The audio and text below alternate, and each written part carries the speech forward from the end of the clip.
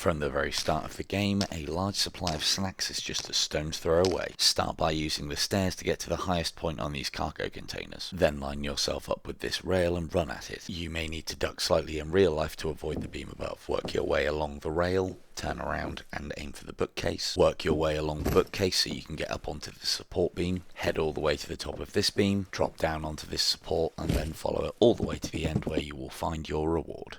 The secret stash is located within the radius, can often be an excellent source of supplies, weaponry and equipment.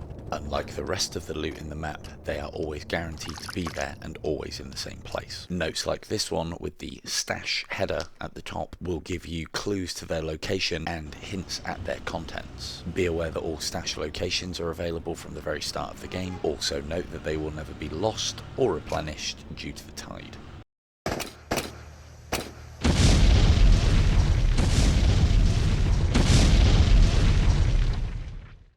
Looking after that all-important health bar does not need to be a nightmare. Sleeping is the answer, and just because you can't get back to home base does not mean you are out of luck. In every map within the game there is at least one safe house, and within these safe houses there is always something resembling a bed. But do remember that time is a factor. The more you waste, the more often the tide will hit. Do bear in mind you only need to sleep to the next hour for a full heal. Plan your naps accordingly.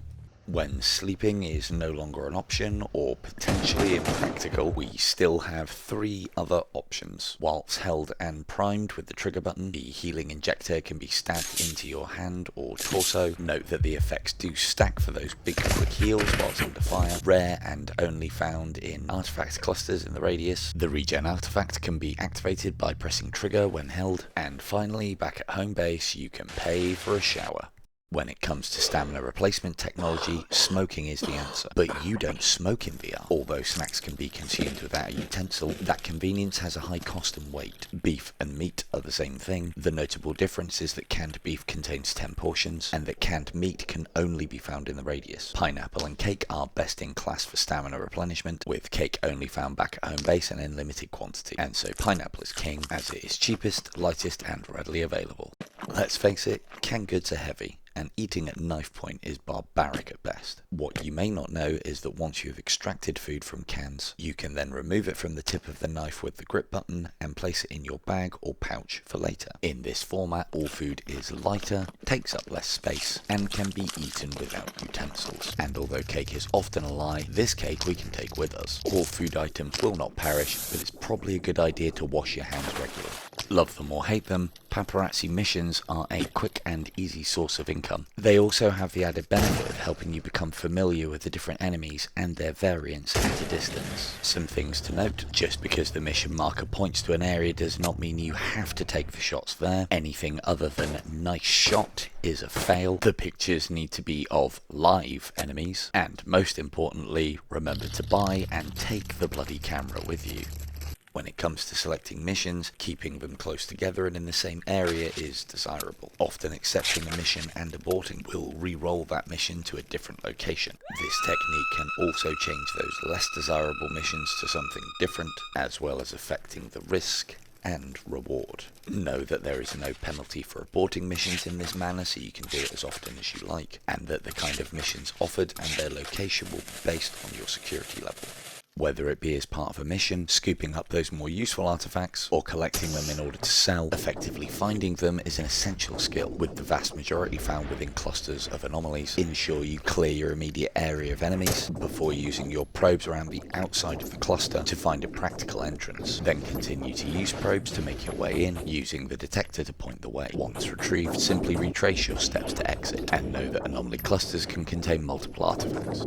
Aside from the artifacts that actually have a use in game, the vast majority you find are just there to sell. They include the blank, the shard, the flower, the helix, the stellation, the triangle, the star, and finally the grail. Once again, the further north the map, the higher the rarity artifact you'll find in the cluster, with the exceptions of the shard and the grail. The shard is a guaranteed drop for destroying a non-mission rift anomaly, with the grail being your reward for finishing the final mission. Out in the radius, protection comes in two flavors. Resistance to melee, projectiles and explosions is handled by armor, in the form of a helmet and body armor later on, whereas the gas mask gives you immunity to gas, as well as giving you a small measure of damage damage reduction against most anomaly effects. The damage reduction you currently have is measured as a percentage and displayed on your watch. As you take damage, these values will decrease. Ensure you regularly repair back at home base for maximum damage reduction. Full metal jacket rounds do standard damage but can often struggle when it comes to penetrating armor. Armor piercing rounds do slightly less than standard damage and are usually best in class for armor penetration if available. Subsonic rounds are quietest and best paired with a suppressor. The lower velocity of the round decreases damage and speed with increased bullet drop. Copper hollow points, whilst cheap, are usually worst in class for everything. Overpressured rounds are expensive but feature increased damage as well as excellent armor penetration.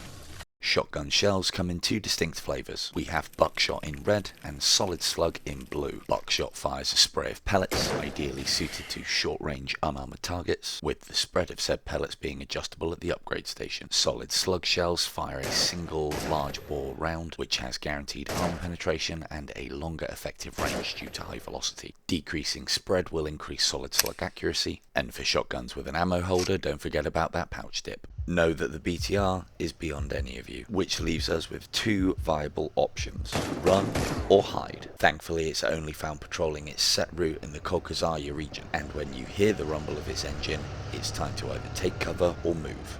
At approximately 50 meters and with line of sight, it will begin to shred you with its autocannon, and although practically indestructible, hitting it with a single round will stop it in its tracks until you get close enough for it to engage or you leave the map. The Unstuck button found in the menu will do exactly what it says on the tin. If you find yourself caught on objects or some scenery, this button will attempt to shift you away from those obstructions. But there are a couple of other uses also. You can often skip ascents and descents of scalable objects with a tactical unstuck. Additionally, you can unstuck yourself through some scenery. Use locomotion and quick turn to get in tight, then simply use unstuck for a chance of being teleported up or through. The UMPSC have a high priority attached to some items within the radius. Said items can only be sold but benefit from a reasonably good cash to weight ratio. These items include the weather monitor, the photo trap, the portable tank, the secret documents, and finally the voice recorder. Know that the further north the map, the rarer the items you can find. Also note that if you ever see this cardboard tree back at home base, you can burn it for a free portable tank.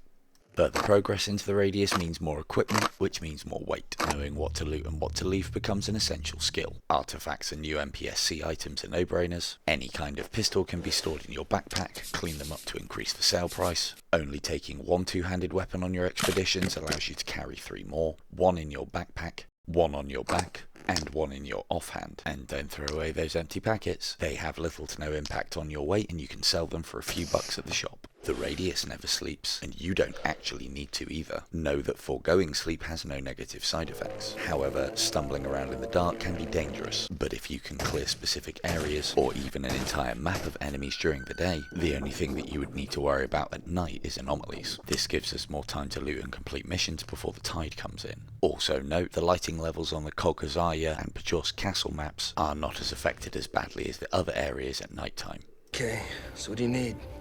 Besides a miracle. Guns.